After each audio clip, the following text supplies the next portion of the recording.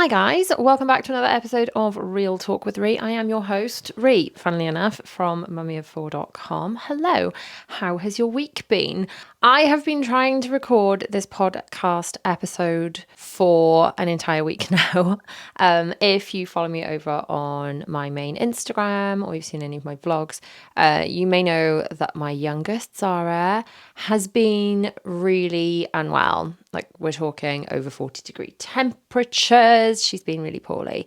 So in today's episode, we're going to talk about surviving when your kid is sick, some of my experiences, some things that really help me to kind of keep everything moving, to survive, basically, to survive sickness season. So if you are a new parent, you've just got your first baby, then it can be very scary when they're first ill, and it just helps to have some things in place. And then, I hate to say it, as your kids go to school, then this is just going to have to be a fact of life, unfortunately. Between kind of, this is something the GP was saying, apparently children Zara's age, excuse me, coughing, still slightly unwell myself, but surviving.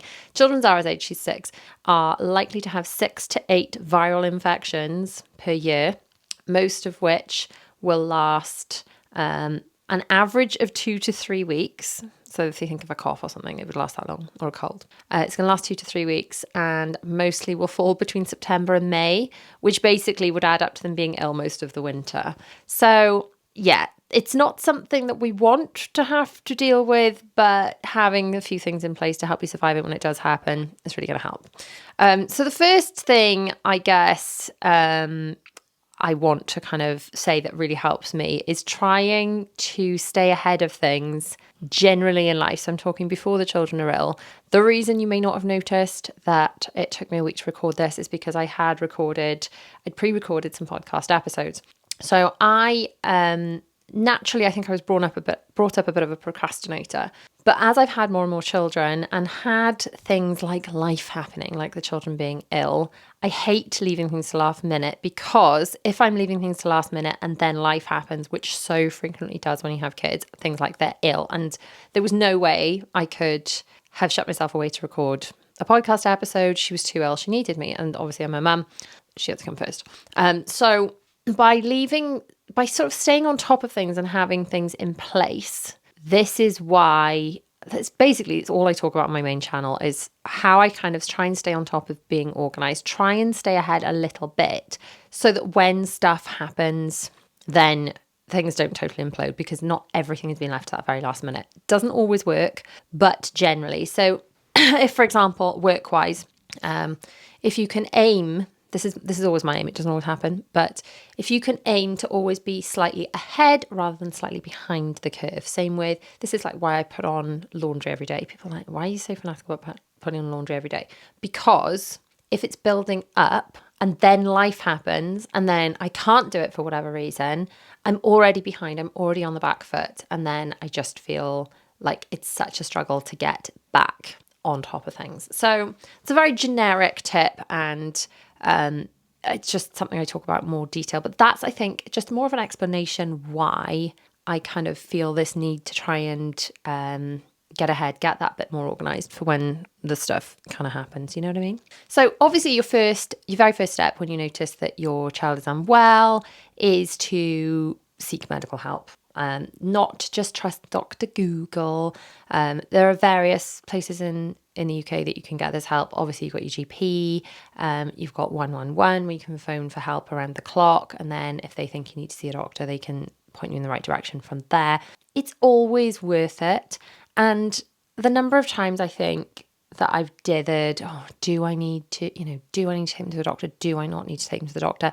And I guarantee you, taking your child to the doctor, it's just one of those things, is just the best way to make them better. For example, Zara, this past week, she was having sky high temperatures. And if you're not familiar, there is a vlog over on my main channel which explains it. It was back in May of 2023, May of this year.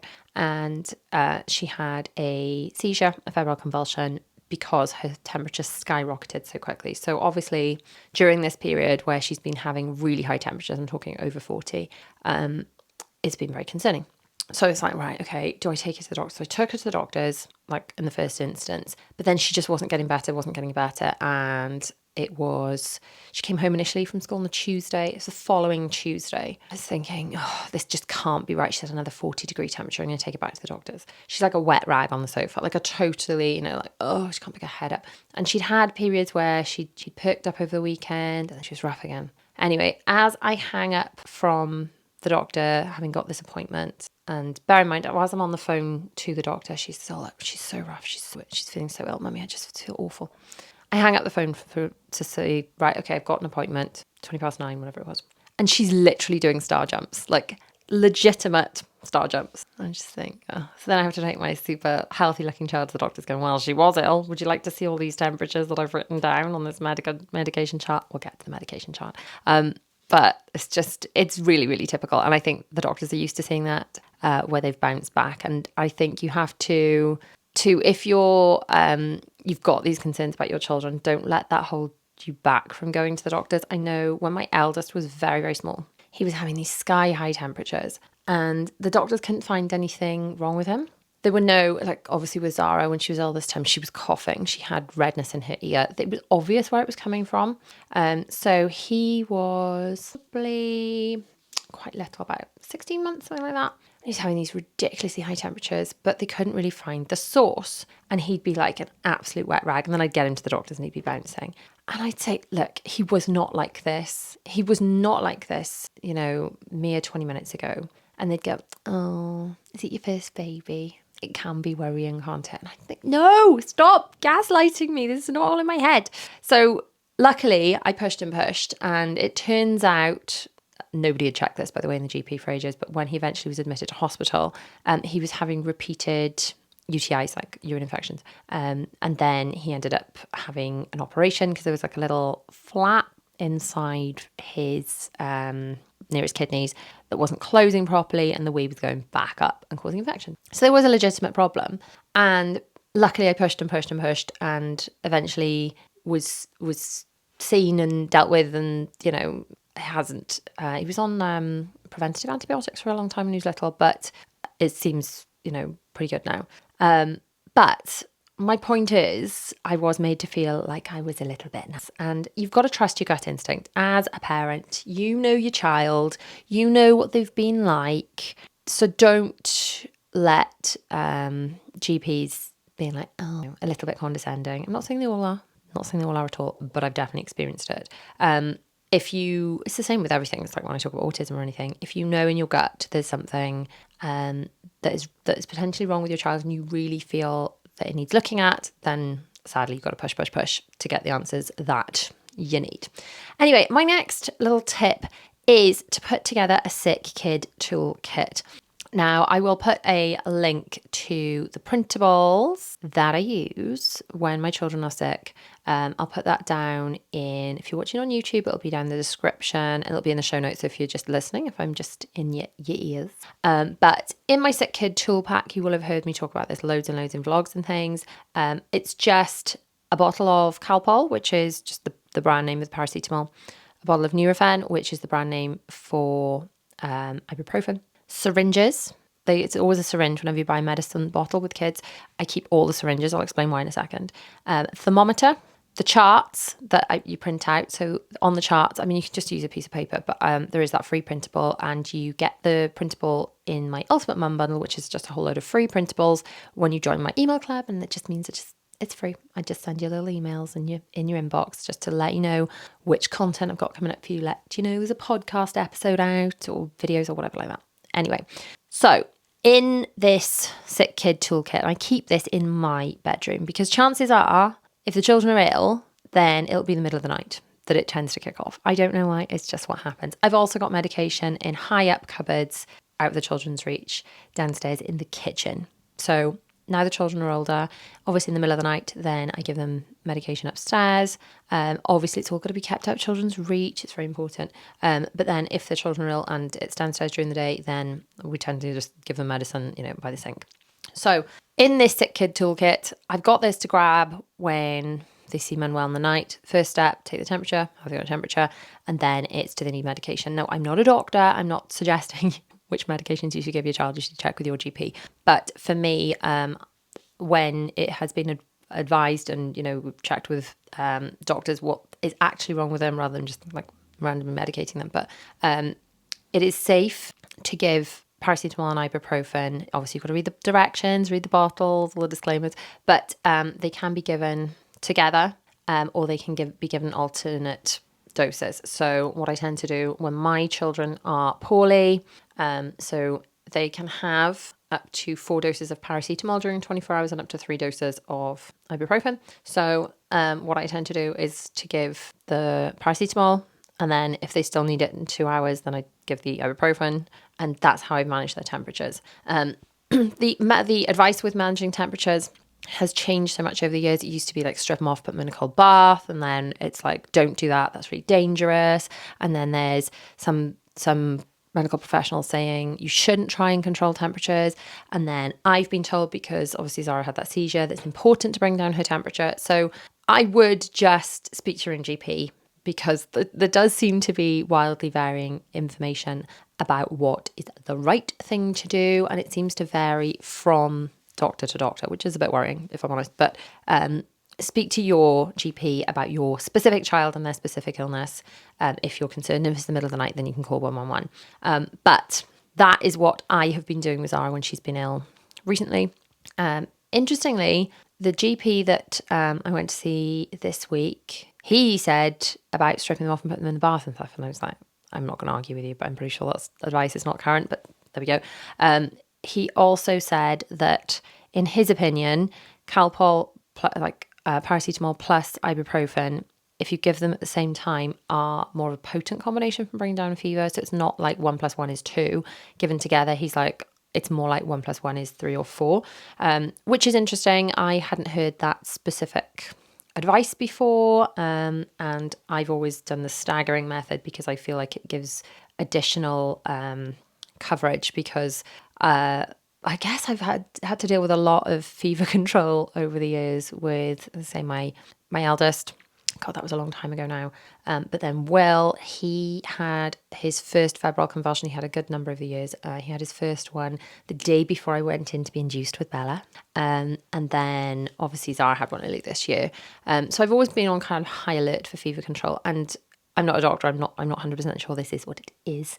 But I've always found when my children have seized, it has been the sharp rise of the temperature that has made them have a seizure, as opposed to a steady high temperature, if that makes sense. Anyway, back to our sick kid toolkit. I digressed a little bit.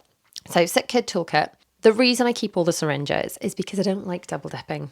Because let's just think about this now. So you plug the syringe into the bottle, don't you? To extract the medicine, and then you put the syringe in your child's mouth. Now, even if your child is not germy, even if you're just giving them paracetamol, Calpol, whatever, because they've cut themselves, they need just normal pain relief, but they're not unwell, the saliva in your mouth is still germy, in that left saliva on something, you left it to fester. So if saliva got into the bottle, it would contaminate that bottle, wouldn't it? So next time that you go to use it, it's contaminated. So if your child is germy and then you're taking the syringe from their mouth and you're putting it back in the bottle, obviously you're introducing actual germs into medication, which is supposed to make them better. So for me, I put the syringe in once, and then we put that aside and wash it, and you use a clean syringe if they need 2 syringefuls of medication. I know not everyone thinks of this, but I just think if you're dealing with illness anyway, the last thing you want to do is introduce more germs into the thing that's supposed to help them. And then I always record what they've had.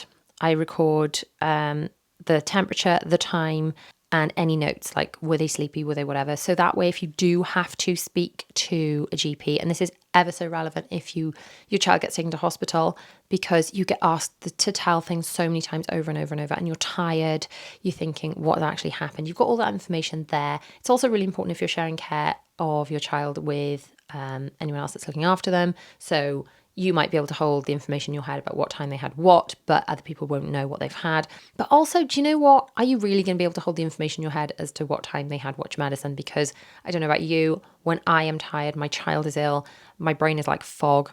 I need to know, hang on, what did they have last time? Was it paracetamol? Was it ibuprofen? What was their temperature? Having it all written down really, really helps. You can take a photograph of that if you don't want to take the chart with you to send to someone else. If you're going to the doctors or whatever, you've got that option.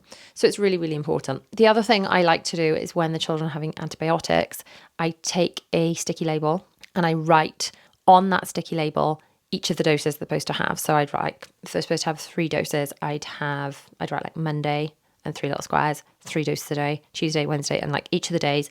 And there'd be like a little square or a little circle for each dose they're supposed to have. And that gets ticked off directly on the bottle as we're administering the medication. So it's written on the list and it's actually on the bottle. Because sometimes when it's just like, have they had it today? How many doses? Was that 2? Was that 3? Did they have it yesterday? Is it supposed to finish today or tomorrow? Was it 5 or 7 days? Just write all that information on the bottle as soon as you get it and everyone knows where they stand. And that way, when you're sleep deprived and you're tired and you just want to go to sleep, it's one less thing to have to think about, isn't it? Because it's there for you. So recording all the meds, recording all the temperatures, is really, really important. Ask your GP about the Calpol and Nurofen. Sorry, paracetamol, the brand name's not there. It's like saying Kleenex instead of tissue. Ask your GP about what's best for your child with medications and things, because that's really, really important. I'd say keep a drinks bottle around this is just something I do anyway, but drinks bottles around for your child.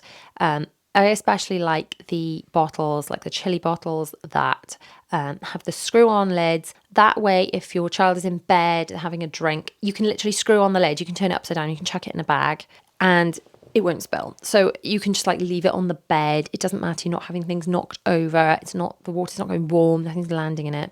It's just an easy way to make sure your child can hydrate wherever you happen to be, on the sofa, in bed or whatever, because fluids tend to be important. When anyone's ill, it's like pushing fluids. You can, and again, ask your own GP about this. You can think about if you are worried about the hydration levels, about either purchasing something like Diorolite, which is help put all the electrolytes and things back in. This is especially important if they've been sick.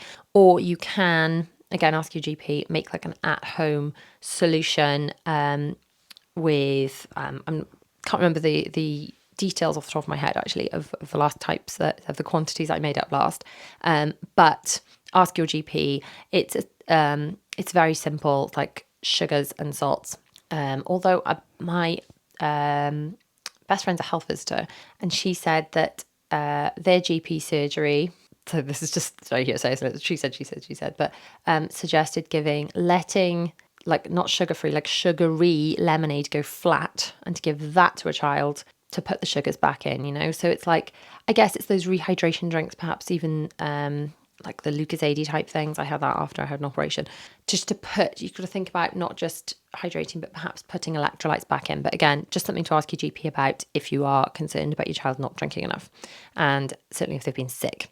Something that might sound a bit alarmist now, but if your child is ill and you are concerned about them, especially if it is late at night, it is worth thinking about putting together a little go bag. And I don't want you to, I know this is going to sound really alarmist, but those times where I have had to leave in the middle of the night to take the children to out of hours GP or indeed to the hospital, when I've got there and I've been stuck there for such a long time and I've had things with me that I needed, it's been so, so valuable. And I've got to be honest, I tend to have not like a full-on overnight hospital go bag, but my handbag, maybe I should do a what's in my handbag video actually, but my handbag tends to have all the things that I would potentially need to go and to be out for the day anyway. So I'm talking things like a charger pack and a charger lead, because if you are stuck somewhere in a hospital, potentially your child's going to be watching some device to keep them entertained. If they're feeling well enough for that, you're going to need to contact friends and family. You do not want to be stuck in hospital with a flat phone. Just things that you may need. So tissues, wet wipes, hand sanitizer, snacks, drinks. Potentially, if you're thinking your child is like iffy, poorly, the temperatures really aren't coming down, are you potentially going to be stuck somewhere overnight? Change of clothes, that kind of thing. Just putting it together, putting it to one side, so if you are going to have to go, you've got that bag and you're not thinking, oh, I can't leave yet because I need to gather some things. So that is that is important. Think about if charging devices. I say it sounds really alarmist, but those times where I have had to just go, I've been glad I've had fuel in the car, for example. I always try and treat my fuel gauge in the car as half full is empty, almost pretend that's empty, because my husband, by contrast, would likes to play the game of how low can we make the numbers go, and that's always really stressed me out. I think it's from having years and years of having the children with me and it being such a palaver, because I didn't like leaving them in the car to go in and pay. And I know you can pay at pump a lot more now, but I always had this thing of like either trying to get fuel when my husband was with me so I could leave them in the car to watch the children, or I'd have to traipse them all in, take them all out of the car seats.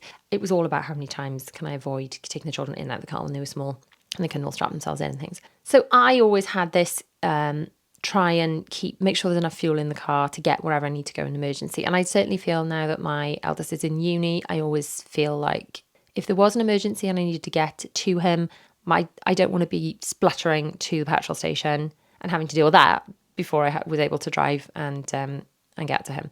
So it's always beneficial thinking about, especially if you're thinking, oh, am I going to have to take him to the GP or whatever? If you can't leave to go and get fuel because you're looking after a sick child, ask your partner or whatever to make sure the car is full or charged, I guess, if you have an electric car. It's just worth thinking about. It's worth having friends and family on standby, perhaps to take other children to school so you can stay home if you've got a poorly one. It's worth having a little network of people that you can kind of call on if you haven't got family to maybe do swapsies with, and maybe be like, look, you've got kids, I've got kids, they're all in the same school. Sometimes your kid's going to be ill, sometimes my kids are going to be ill. Can we work together to help each other in those situations? So it's worth having those people and perhaps making those deals in advance, just because that way when it does happen, you've got some sort of strategy for how to get your other non-sick children to school when you're at home dealing with poorly ones you don't want to drag out in the cold. Clean bedding and PJs.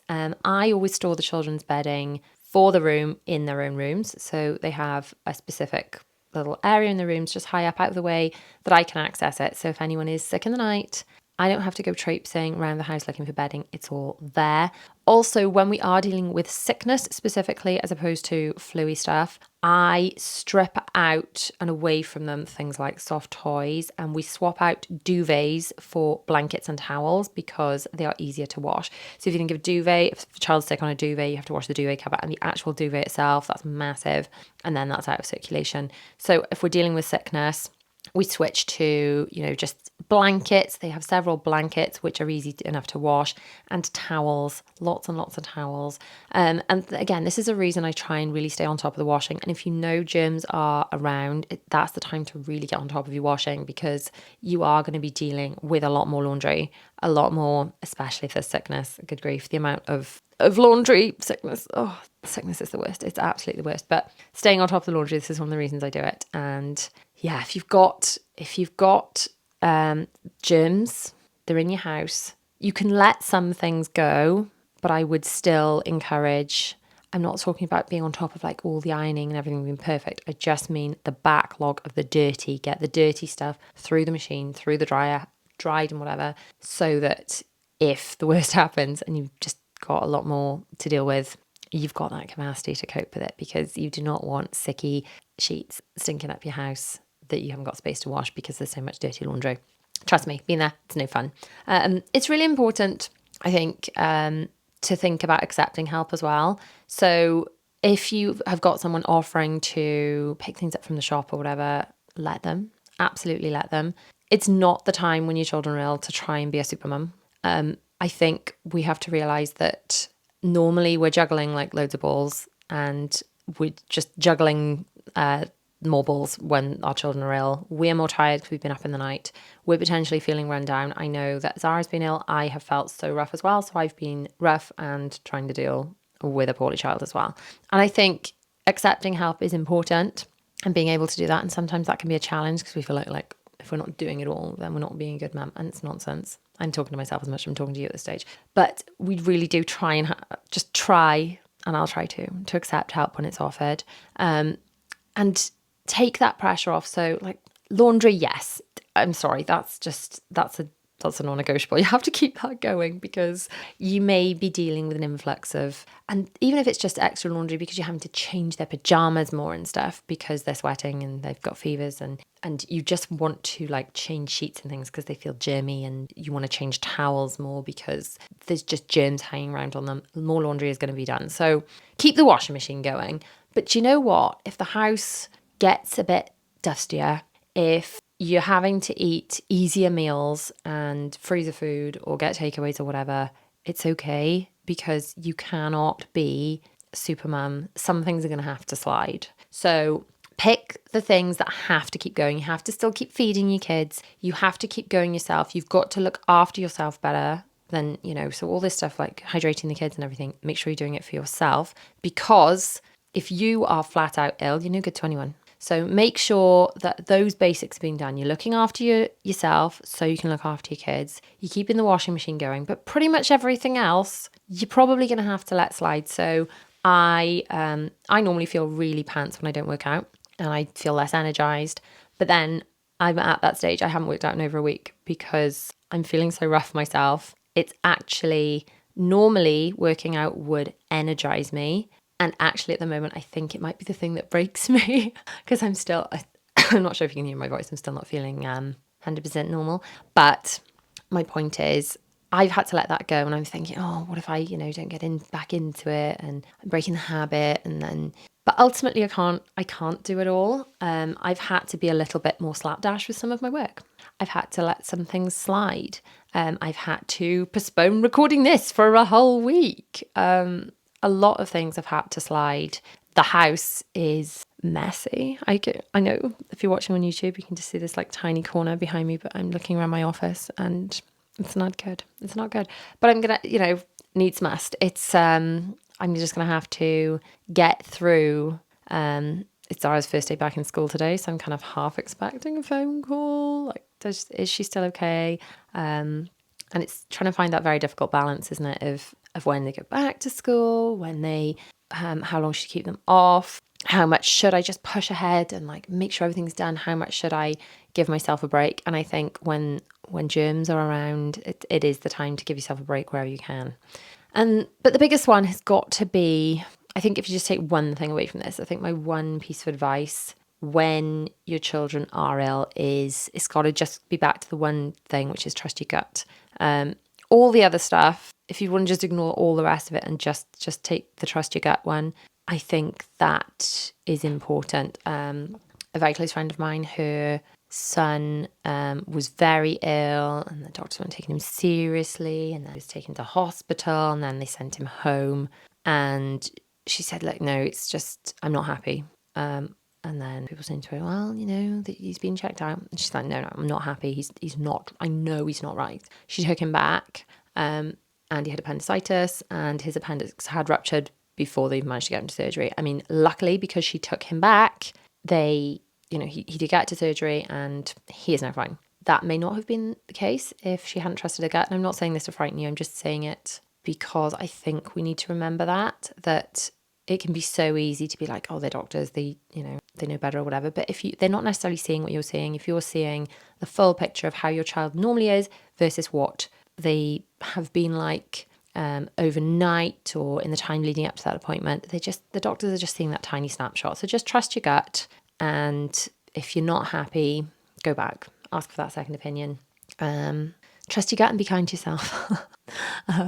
Which I struggle a bit more perhaps with that second bit of advice, but it is important. And with that being said, I need to go and drink something because I'm not sure if you can tell, my voice is getting more and more croaky as I continue to talk. So thanks so much for tuning into another episode of Real Talk with Rhi. If you have enjoyed this episode, please do subscribe to my YouTube channel.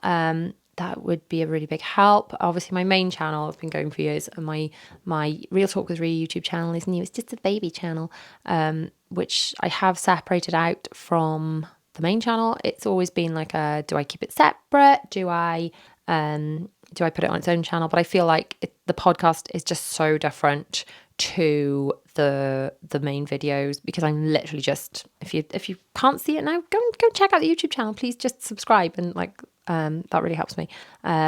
But I'm literally just sitting here with a microphone, just talking to you. It's not very visually exciting. It's more to like press play, listen to it, but while walking around. It's not very visually exciting, is it? But yeah, so do subscribe. That does help because a lot of people watch YouTube channels and are not subscribed. I think my husband watched YouTube for 10 years before he even had an account. So he was clearly not subscribed to anything.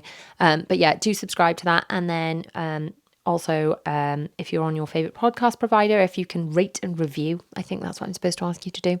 That would be super, super helpful. Anyway, I shall see you next week for another episode of Real Talk with Rhi. Mwah.